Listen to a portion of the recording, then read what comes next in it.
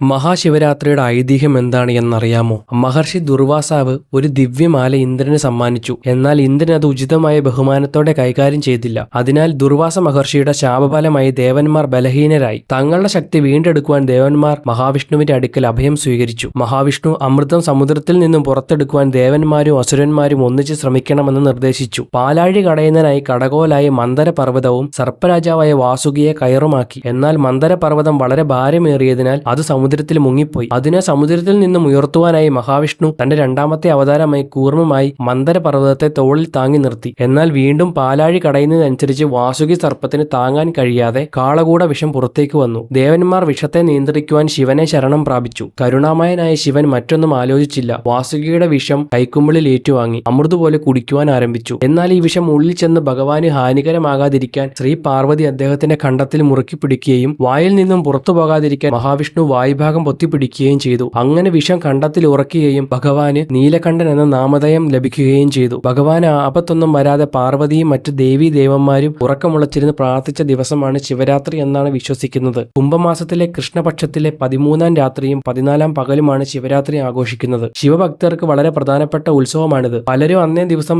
ശിവക്ഷേത്ര ദർശനം നടത്തുന്നു. എല്ലാ ശിവക്ഷേത്രങ്ങളിലും വിശേഷപ്പെട്ട ദിവസമാണ് അന്ന്. ശിവരാത്രി വ്രതം പ്രധാനമാണ്. മഹാശിവരാത്രി ദിവസം നടത്തുന്ന ആരാധനയുടെ ഫലം ഒരു വർഷം നീണ്ടു നിൽക്കുന്നു എന്നാണ് വിശ്വാസം. കൂവളത്തിന്റെ ഇലകൾ ശിവന് അർപ്പിക്കുന്നതും ഉപവാസം അനുഷ്ഠിക്കുന്നതും രാത്രി ഉറക്കമുളച്ചിരുന്ന് പ്രാർത്ഥിക്കുന്നതും പഞ്ചാക്ഷരി മന്ത്രമായ ഓം നമഃശിവായ, ശിവസഹസ്രനാമം തുടങ്ങിയവ ജപിക്കുന്നതും ശിവപൂജ ചെയ്യുന്നതുമൊക്കെയാണ് അന്നേ ദിവസത്തെ പ്രധാന ആചാരങ്ങൾ. ശിവലിംഗങ്ങളെ പാലും തേനും വെള്ളവും കൊണ്ട് അഭിഷേകം ചെയ്ത് ആരാധിക്കുന്ന പതിവുമുണ്ട്.